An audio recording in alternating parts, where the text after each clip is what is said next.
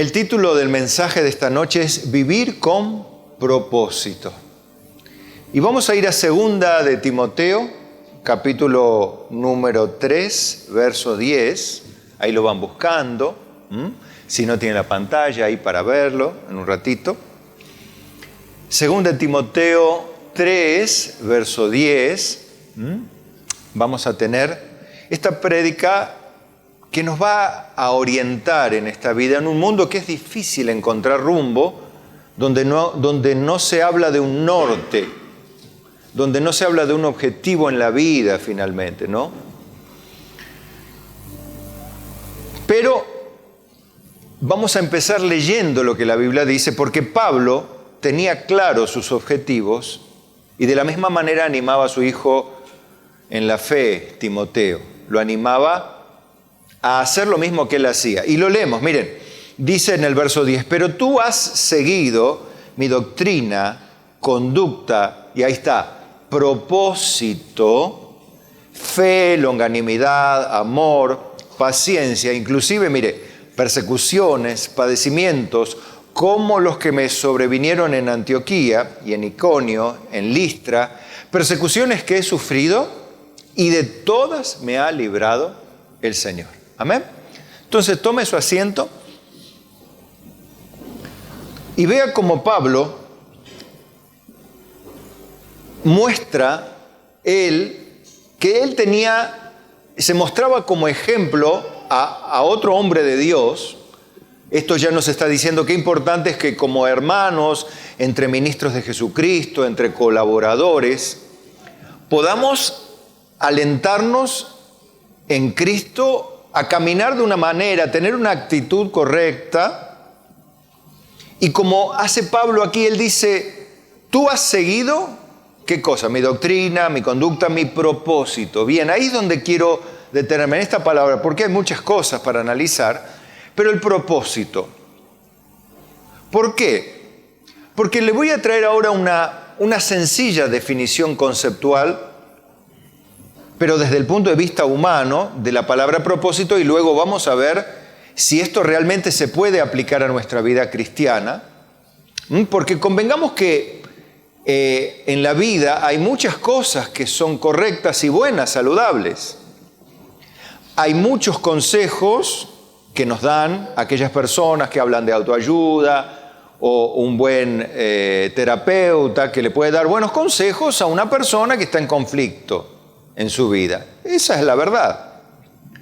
La verdad es que hay buenas cosas, hay otras cosas que rayan para lo incorrecto y otras cosas que directamente son absolutamente incorrectas. No vamos a ponernos a discutir ahora qué y qué, pero la verdad es esta: que hay cosas que son buenas y hay que reconocerlas. El negarlas no nos hace mejores. Es más, a veces nos priva de poder tener una frase como la que habitualmente usamos, y la Biblia tenía razón. O sea que otra vez los hombres descubren lo que Dios ya revelaba en su palabra. Entonces miren esto, hablando del propósito en la vida, porque ustedes se pueden preguntar, ¿y eso, si se lo han preguntado ya, o quizás se lo han preguntado inconscientemente, sienten quizá muchos de ustedes, y al final ¿para qué? O sea, ¿para qué estoy acá? ¿Qué es lo que hago? Y me desaliento, me desanimo. ¿Para qué ir a la iglesia? ¿Para qué orar? ¿Para qué esforzarme? ¿Para qué luchar? ¿Para qué santificarme? Vemos en la historia que muchas veces el pueblo de Israel, y escribe, ¿no?, a través de los profetas, en vano he consumido mis fuerzas, en vano me he apartado para Dios, como diciendo, no sirve hacer la voluntad de Dios. Pero ¿por qué decimos algo que sabemos que es la voluntad de Dios, siendo creyentes? Si decimos, en vano he lavado mis manos, en vano he andado en el camino de Dios, en vano lucho por ser un buen cristiano, un buen creyente, pero ¿para qué? Después de todo, para sufrir de esta manera. ¿Y qué pasa? Nos empezamos a desalentar, empezamos a dejar el compromiso, empezamos a sentir frustración, vacío y falta de propósito, que es ahí donde está el punto. Digo, ¿qué hago? ¿Para dónde voy si no tengo un para dónde? Por eso es la imagen también del mensaje, ¿no? que hablaba de una flecha en una dirección precisa. Y eso representa un propósito en la vida. Pero ahora voy a esa definición conceptual humana, sencilla, de la palabra propósito. Solo con propósito doy sentido a lo que me pasa y además soy capaz de enderezar aquello aquello que quiero alcanzar, ¿no? Tiene que ser con el para qué hacemos lo que hacemos. ¿Para qué hacemos lo que hacemos? Porque si no sabemos para qué hacemos lo que hacemos, rápidamente comenzamos a perder las ganas de seguir. ¿No le ha pasado? ¿Para qué hago esto? ¿Para qué corro? ¿Para qué lucho? ¿Para qué peleo? ¿Para qué me esfuerzo? Bien, no depende de mi puesto o de mi función en una empresa o un lugar que ocupo en mi familia, sino del sentido que le doy y el grado con el que me comprometo es lo que trae esas ganas, ese propósito, ¿no? Yo puedo estar en una empresa muy importante, puedo ocupar un lugar muy importante, pero si no tengo un para qué, rápidamente voy a empezar a vivir una vida vacía, una vida sin nada. ¿Para qué corro? ¿Para qué me esfuerzo? ¿Para qué me levanto a la mañana? ¿Para qué trabajo 12 horas?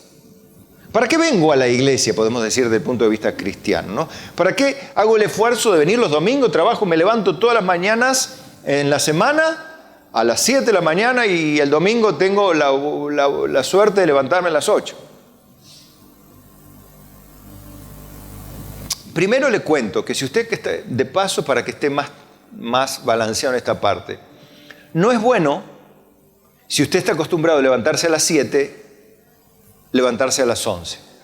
Para el cuerpo no es bueno, porque hay algo que en el cuerpo se denomina el ciclo circadiano, que es bueno respetar, y ese ciclo circadiano tiene que ver con una hora de levantarse y una hora de acostarse todos los días.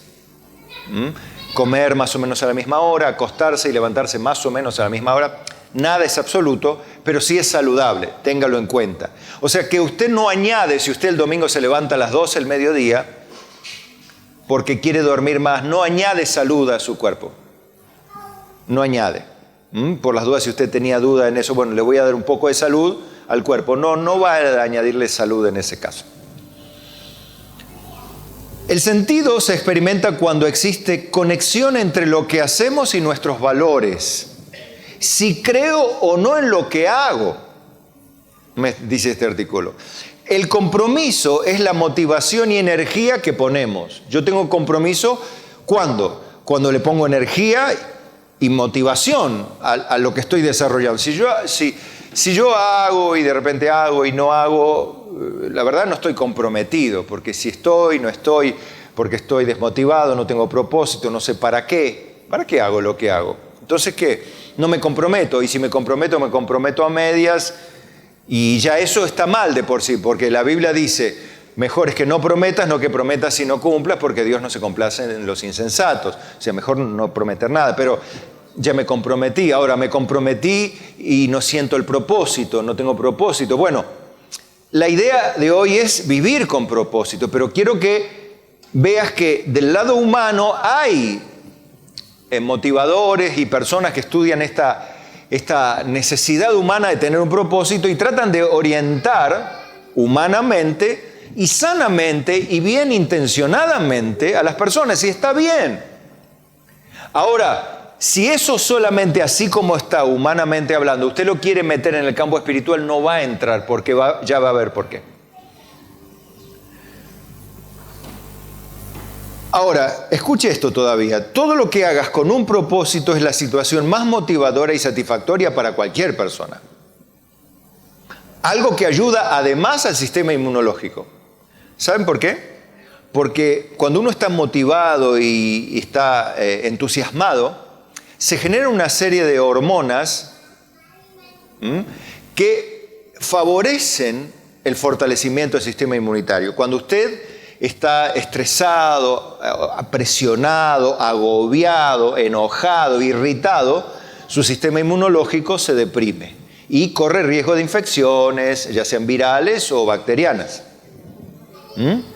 Bueno, Cuando tienes un propósito, tus días adquieren un sentido renovado, recuperas la pasión y el encanto de la vida, dice el artículo.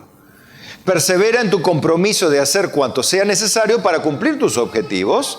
Concentra tu atención en cada paso que das y aprende a disfrutar del proceso que te llevará a realizarlos. Porque el éxito no es el alcanzar el objetivo, sino disfrutar del camino para alcanzarlo. Está bueno el artículo, es interesante, porque te dice algo ya de por sí. Esta gente que observa las conductas de las personas y atienden gente frustrada, le dicen, vos tenés que tener un propósito, ponerte metas, algo que te agrade y disfrutar por el camino. Esto no me lleva muy lejos, porque la Biblia dice, gran ganancia es la piedad, ¿recuerdan? Acompañada de contentamiento. Si tenemos sustento y abrigo, estemos contentos con eso, porque no hemos traído nada a este mundo y sin duda nada de ello llevaremos. Me doy cuenta que la Biblia tiene razón, que debemos estar contentos cada día con lo que estamos haciendo. Ahora, ahí está el punto. ¿Por qué no estamos contentos con lo que hacemos para el Señor? ¿Será que tenemos orientado el propósito?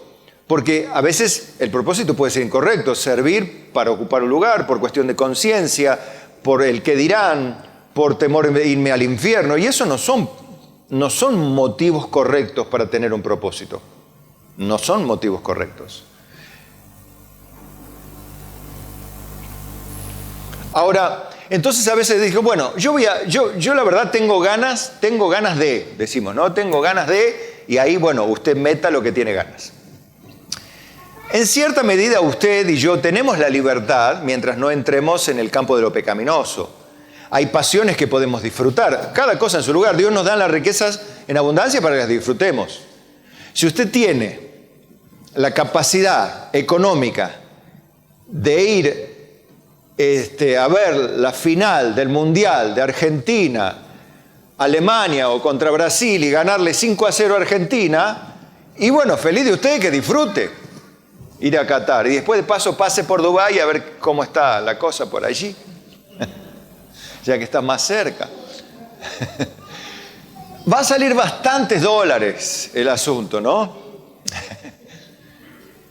Pero si tiene, los va a disfrutar. Claro, si usted se va a olvidar del Señor, ya termina siendo algo que desplazar al Señor, por más que sea lo más lindo del mundo, no tiene sentido.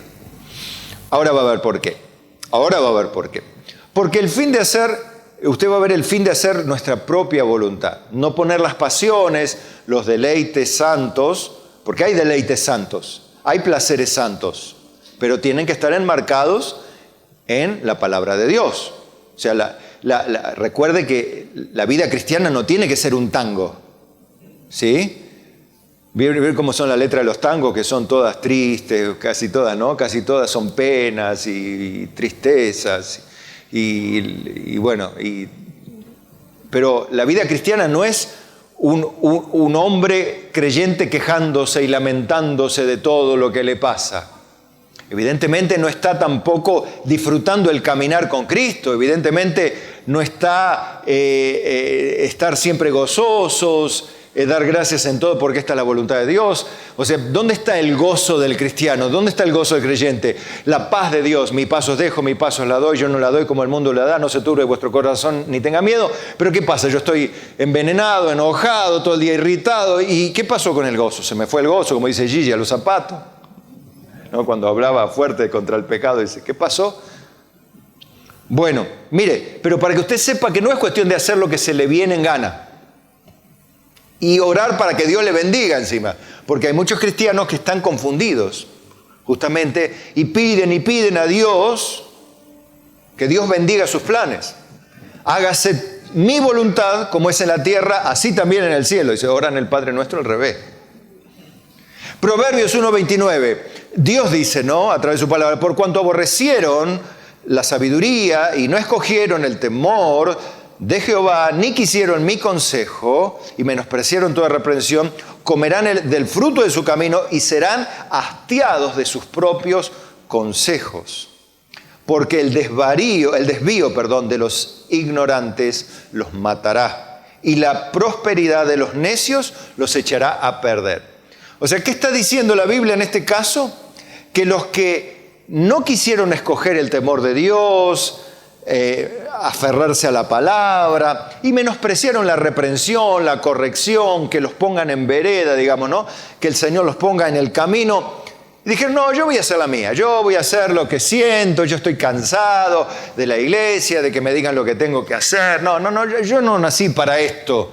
Yo nací para ser libre, Cristo nos hizo libre, Él vino a hacerlos libres. No está entendiendo, porque la Biblia dice que el que así piensa va a quedar hastiado de su propia vida, va a quedar hastiado de su propia manera de pensar. Y es más, lo que lo va a matar es el desvío de los ignorantes y para colmo la prosperidad de los necios los echará a perder. Por allí hasta los necios mismos le den la oportunidad de hacer mucha plata, pero va a quedar harto y va a vomitar su propio dinero. Va a vomitar todo lo que se compró porque ni siquiera va a poder disfrutarlo, porque la Biblia lo dice. Oseas 11:6 dice, hablando de Israel, ¿no? Mandando un juicio sobre Israel, dice, caerá espada sobre sus ciudades y consumirá sus aldeas. Las consumirá a causa de sus propios consejos. Mire por qué viene el juicio de Dios, por hacer la suya. Como decimos habitualmente, yo hago la mía. Bueno, por hacer la mía, por hacer la tuya, dice Dios, voy a consumir sus aldeas. Y después terminamos, y el otro día hablábamos en la capacitación de líderes, que las personas a veces no se dan cuenta y son víctimas de sus propias malas acciones. No acaban de darse cuenta que son víctimas o su condición de vida es el resultado de sus acciones previas incorrectas. Pero les pasa lo que en Proverbios 19:3. La insensatez del hombre tuerce su camino y luego contra Jehová se irrita su corazón. ¿Quién tiene la culpa? Dios. ¿Por qué se irritan contra Dios? ¿Por qué Dios no me bendice? ¿Y por qué Dios no abrió el camino? ¿Y por qué acá? Cuando la persona torció su camino, hizo mal las cosas y termina irritándose porque Dios no le bendijo, no le guardó, no le libró, no le salvó, no le dio lo que esperaba que le dé. Pero eso vino de una decisión incorrecta. Se torció en pos de su propio camino.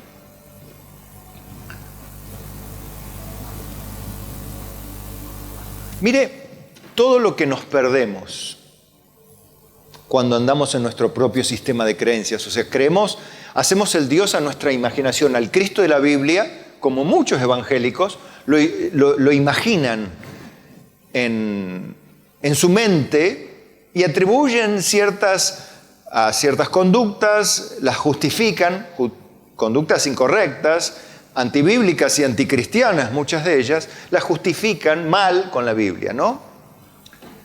Pero debido a ese sistema de creencias incorrecto, se están perdiendo las verdaderas bendiciones de Dios. En Salmos 81:11 dice, pero mi pueblo no oyó mi voz, e Israel no me quiso a mí, dice en el Salmo 81.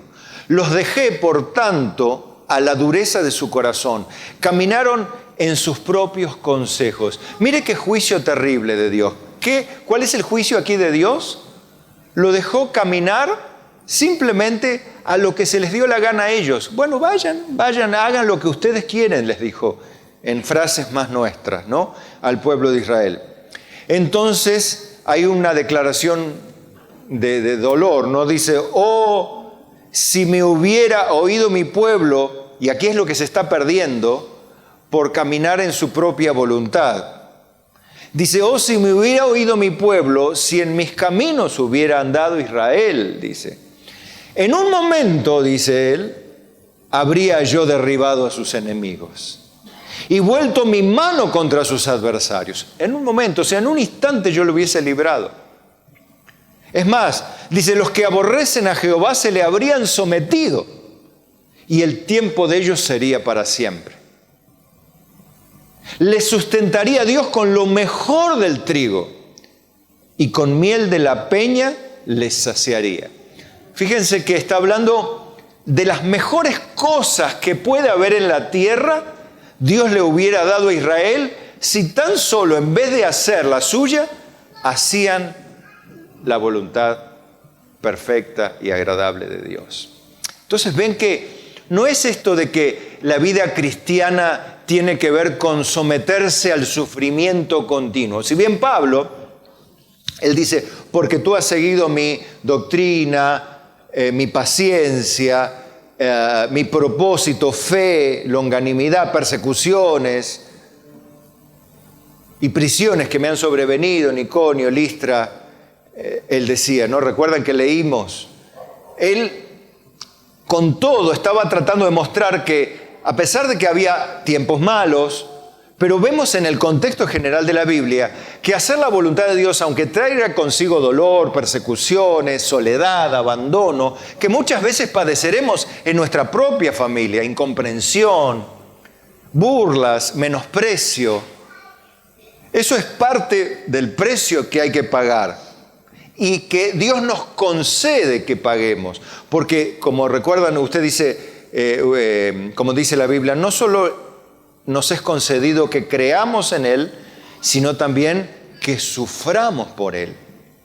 Que es como una concesión la de sufrir por Cristo. No es un olvido de Dios o un descuido, ay, se me olvidó cuidar y lo agarró el diablo a fulano de tal. No.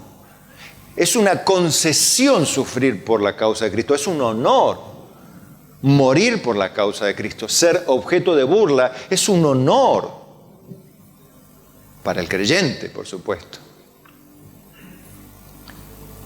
Pero esta frase, les sustentaría con lo mejor del trigo y con miel de la peña les saciaría, ilustra muy bien todas las bendiciones que vendrían en lo espiritual si las personas, en vez de andar en su propio sistema de creencias, están en la fe de Cristo conforme a la palabra. Por eso es que Cristo llama, hablando más claramente, en Marcos 8:34, dice, y llamando a la gente y a sus discípulos les dijo, si alguno quiere, fíjese que es un ofrecimiento voluntario, ¿no? Que Dios no obliga a nadie a nada. Ahora, les advierto, dice Dios, ¿no? Fíjense, lo vamos a leer. Si alguno quiere venir en pos de mí, niéguese a sí mismo y tome su cruz y sígame. Habla muy claramente, negarse a sí mismo significa negarme a hacer mi propia voluntad, negarme a andar en mis propios consejos, negar mi propio sistema de creencias o negar el Cristo que yo imagino que es el Cristo de la Biblia. O el Cristo que me han hecho creer que es el verdadero Cristo. Hay gente que ya ha descubierto que el Cristo tradicional, ya sea de la religión tradicional, como de las modas evangélicas, no existe ese Cristo. Pero mucha gente hasta te pelea y se enoja con vos. No, vos tenés que hacer esto. Cuando vos estás pasando por una enfermedad o algo, te dicen, no, porque vos tenés que hacer aquí. Y le lavan la cabeza, le llenan la cabeza de mentiras. Y la persona desesperada, enferma, una persona enferma, se desespera por recibir sanidad. Y es capaz de ir a buscar... ¿Se acuerdan de la crotoxina? Cuando era para la solución para el cáncer. Y todo el mundo hacía cualquier cosa por conseguir la crotoxina, que era supuestamente el remedio final para el cáncer. Era mentira, pero la gente era capaz de pagar cualquier cosa. Es más, gente que va a los curanderos allá en el medio del Amazonas, ir allá a un viaje al que el curandero le saque las enfermedades, cualquier cosa hace la gente, bebe cualquier cosa con tal de sacar la enfermedad. Y eso es parte de la naturaleza humana. Una persona desorientada, angustiada, triste, va y cualquiera le dice, no, vos tenés que hacer esto y se lo lleva de las orejas. ¿Por qué? Primero, porque tiene la necesidad de salir de su enfermedad, pero segundo, porque está ignorando el propósito con el cual Dios lo llamó en esa condición y por qué Dios permite la enfermedad en nuestras vidas o el sufrimiento, cualquiera sea, en nuestras vidas. Pero en el verso 35 le advierte a todos aquellos que quieren librarse del sufrimiento siendo creyentes, ¿no? Porque recuerden esto, en una frase, toda ciencia humana que apunta a curar las emociones va a buscar, como es, toda ciencia, ya sea la medicina, la psiquiatría, la psicología, la que sea, cualquier tipo de tratamiento en el ámbito de las emociones y los pensamientos, tiende a que la persona sea feliz. Y en cierta medida está bien, porque tener una ciencia para buscar que los hombres sean infelices me parece medio irracional y sin sentido común. Ahora, la Biblia no es que enaltece la pobreza y el sufrimiento, sino que la Biblia tiene otros valores por encima del sufrimiento y la pobreza, que es hacer a los creyentes como Jesucristo. Y el dolor y la circunstancia difícil es necesaria atravesar, porque la Biblia dice que es necesario que a través de muchas tribulaciones entremos al reino de los cielos. Son necesarias. La Biblia dice, si padecemos un poco de tiempo, después que hayamos padecido un poco de tiempo, el mismo Dios que nos restablecerá, nos afirmará, nos fortalecerá, es el mismo Dios que nos mete y nos saca. Pero el que elude eso, porque quiere ser libre y feliz, termina creyendo un Cristo falso, termina hasta inclusive la prosperidad de los necios los echa a perder su fe, hace un desastre de su vida cristiana y termina siendo un evangélico de todo por 2 pesos, aunque ya los 2 pesos no circulan. Todo por 200 podríamos decir. Más o menos. Ya dentro de poquito todo por 2000 y estamos a mano a mano. Pero la Biblia dice que en el verso 35, porque todo el que quiera salvar su vida, la perderá. Y todo el que pierda su vida por causa de mí, del Evangelio, la salvará. Porque, ¿qué aprovecha al hombre si ganare todo el mundo y perdiere su alma? Generalmente las personas dicen, no, yo quiero las bendiciones de Dios. Mirá, nosotros vamos a traerte a un lugar donde las bendiciones de Dios caen. Donde las bendiciones de Dios están, porque hay un hombre que ora por la gente y Dios bendice. Me hace lo mismo que el del Amazonas, me parece la misma figurita, pero con otra camiseta. Me da la impresión de que tiende a hacer lo mismo. Pero Dios no quiere hacer personas felices, quiere hacer cristianos como Cristo. Y eso a veces incluye el dolor, cosa que los cristianos todos tratamos de evitar. Pero los que somos sabios decimos, no se haga como yo, sino como tú, ayúdame a atravesar por este valle de dolor para que una vez que acabe todo, termine firme. Y punto. Y sea promovido a causa de la fe que se manifestó en medio de la circunstancia difícil. Eso es cristianismo. Lo demás es mentira. Le ponga el nombre que quiera. Y uno mide por el éxito y el grado de felicidad. Y la Biblia mide por el grado de la semejanza a Jesucristo. Son 2 cosas que no tienen nada que ver. Nada que ver. Ahora, ¿vivir con qué propósito entonces? ¿Cuál es el propósito por el cual vivo? Si no vivo, estudio, no estudio, voy a la facultad, no voy a la facultad, cambio de trabajo, no cambio de trabajo, me caso, no me caso, bueno, agarro una margarita, o le va sacando los pétalos, o se va a la Sagrada Escritura y empieza a ver el propósito que es claramente el de Dios, que es para su propia gloria, y por eso, y para eso vivimos. Esto es re difícil de entender y re fácil de leer. Pero difícil de entender para aquel que quiere hacer su propia voluntad, aquel que quiere ser feliz y no creyente. Si Dios le pregunta a usted, ¿vos querés ser feliz en este mundo o querés seguir como Cristo? ¿Vos qué le dirías? Ahora, te aviso que si querés ser como Cristo, hay que padecer muchas veces. Ahora, si querés ser feliz, yo te bendigo, te multiplico, te doy buenos millones y haces lo que quieras. Porque no es de Dios el oro y la plata, no pone Dios reyes y quita reyes, no hace en el reino de los hombres como Él quiere y da a quien quiere lo que quiere. Te puede dar a vos, me puede dar a mí, si quiere, y sí, quiere, si Él quiere, Él puede darte mucha plata, muchas bendiciones terrenales, ¿sí? Y dejarte hacer tu voluntad también, ¿sí? Pero si te dice, ¿qué querés? ¿Ganar tu vida en este mundo o aborrecer tu vida en este mundo y guardarla para la vida eterna? ¿Cuál querés? Escogete, dice. El segundo dice, y sí. Claro, pero esto no todos se lo van a predicar, todos van a decir, no, Dios te va a decir. Es cierto que, o sea, si vamos al caso, si me preguntas, ¿cómo estás, pastor?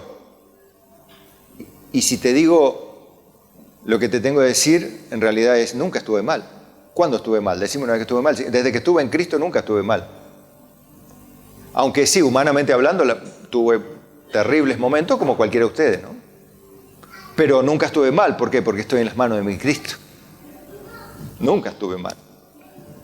Y cada vez estoy mejor porque estoy más cerca de su venida o más cerca de mi partida. Porque cada día que pasa nos acercamos al día de la partida, ¿sí? Algunos dicen, no, pero que tarde mucho. Bueno, pero la Biblia dice que partir y estar con Cristo es muchísimo mejor, decía Pablo. Y es verdad. Pasa que nosotros a veces todavía no estamos mirando el propósito por el que vivimos. Queremos un propósito nuestro.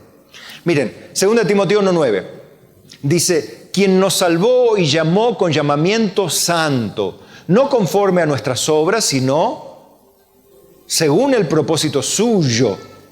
Propósito suyo. Y la gracia que nos fue dada en Cristo Jesús antes de los tiempos de los siglos. El propósito y la gracia que nos fue dado antes de los tiempos. ¿Pero de quién era el propósito? Suyo.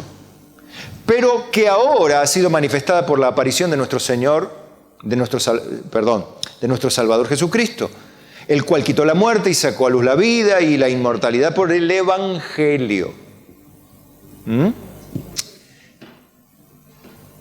Y ahora si saltamos a Efesios 1:9, dice, hablando de Dios, Efesios 1:9, dándonos a conocer el misterio de su voluntad, según su beneplácito, el cual se había propuesto en sí mismo, de reunir todas las cosas en Cristo en la dispensación del cumplimiento de los tiempos, así las que están en los cielos como las que están en la tierra, o sea, nosotros, que estamos sobre la tierra. En Él, asimismo, tuvimos herencia, escuche, habiendo sido predestinados conforme al propósito del que hace todas las cosas según el designio de su voluntad. Se está dando cuenta que no participamos ninguno acá en los propósitos, ¿no? A fin, y ahí viene, a fin de que seamos para alabanza de su gloria, nosotros, los que primeramente esperábamos en Cristo. Fuimos creados con un propósito para hacer alabanza de su gloria. Eso que Dios se propuso según su beneplácito, así le pareció Dios. Y contradecir esto es contradecir a Dios. Inventar otra cosa es entrar en un ámbito de herejías y corrupciones teológicas que llevan a las personas a entrar en codicias, necias, dañosas, engaño y círculos viciosos. Yo pienso tantas personas dando vuelta en círculos, parece Israel en el desierto. En vez de avanzar hacia la meta, de mirar a Cristo y avanzar hacia Él, están dando vuelta en recibir bendiciones y tu milagro y tu gran cosa y lo que Dios te quiere dar y lo que Dios te quiere levantar. Y no están mirando la Biblia, que el que hace todas las cosas conforme a sus designios o el designio de su voluntad, pero para que seamos para alabanza de la gloria suya, no de la nuestra. Muchas personas hablan de hacerse un nombre, igual que el que hizo la Torre de Babel, ¿no? Nimrod, ¿recuerdan? Hagámonos un nombre. Desde aquella época ya las personas quieren hacerse un nombre, tener muchos seguidores en las redes, llenar estadios. ¿Para qué? La voluntad de Dios no es llenar estadios, la voluntad de Dios es que seamos como Cristo. Él es el que edifica su iglesia. Si te pone como predicador en un estadio, bien. Y si te pone a hacer otra cosa, también está bien. Porque es el propósito de su voluntad. Segunda de Tesalonicenses 1:11 dice, por lo cual asimismo oramos, fíjense por lo que oraba Pablo, por vosotros, para que nuestro Dios os tenga dignos de su llamamiento y cumpla, otra vez, todo propósito de bondad y toda obra de fe con su poder. Otra vez Dios con sus propósitos, siempre Dios metido en el medio. Es que Él está en el medio de todo y por Él y para Él son todas las cosas. Ese es el propósito de nuestra vida. Para que el nombre de nuestro Señor Jesucristo sea glorificado en vosotros y vosotros en Él, por la gracia de nuestro Dios y del Señor Jesucristo. Fíjese qué diferente, ¿no? Entonces, cuando redondeamos la idea de hoy, cuando decimos, ¿para qué vivo? Podés pensar en dos cosas, porque vivo sin propósito, vivo desanimado. Si vos pensaras en lo que Dios piensa, vas a sentir esa pasión que sentía Pablo, que siento yo o que siente cualquier cristiano común y corriente que está comprometido no con una iglesia o con una religión, sino con Jesucristo, que se comprometió con Él para la gloria de Él, para hacer la voluntad de Él y en el camino disfrutar, sí, de lo mejor del trigo, de su presencia, de la paz que solo Él nos puede dar, del gozo que nos hace sobreabundar aún en medio del dolor y de las tribulaciones. Es increíble, hermanos, la experiencia de contrapesar los dolores más graves de la vida con el gozo sustentador, sobrenatural que viene del cielo. Qué grande que es Dios, hermanos. Qué grande que es nuestro Cristo, que Él sabe darnos con su gracia, como decía el hermano Gustavo, sabe otorgarnos todo lo que necesitamos y fortalecernos en el hombre interior por su espíritu para que Él cumpla todo propósito de bondad en nosotros y toda obra de fe con su poder. Su propósito, sus designios en nosotros. Por eso el Padre Nuestro incluye, hágase tu voluntad como en el cielo, así también en la tierra. Que es lo mismo que Cristo oró en el Getsemaní. Lo que pasa es que nosotros hemos convertido el Padre Nuestro en un trabalenguas o en la parte del rosario nada más.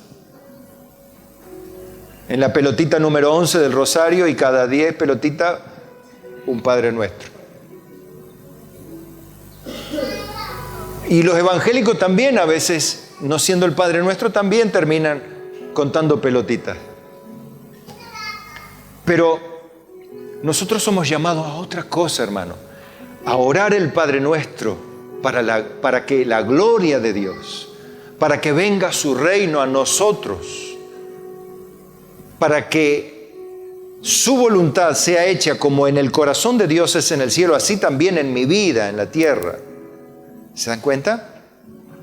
Entonces, si usted se pone de pie ahora, podemos orar así, mire, con el Salmo 138, verso 7, que dice, como el salmista decía, ¿no? Si anduviere yo en medio de la angustia, tú me vivificarás. Contra la ira de mis enemigos extenderás tu mano y me salvará tu diestra. Y ahora ore con más fuerza esto. Jehová cumplirá su propósito en mí. Tu misericordia, oh Jehová, es para siempre. No desampares la obra de tus manos. Como diciendo, no me abandones a mi propia voluntad, a mis designios, a mis caprichos. Mire, esa palabra creo que es la que define más el propio designio, los propios consejos, como que es una frase muy de alto nivel que no usaríamos. Pero hablar de caprichos creo que es lo que representa al cristiano común y corriente, que no conoce a Dios. Pero el que conoce a Dios le dirá, Señor, que no se cumplan jamás mis caprichos. Que no me entregues nunca a mi voluntad, ni por más que, si tengo que pasar por el dolor, tú me vivificarás. Y contra la ira de mis enemigos extenderás tu diestra y me salvará tu diestra.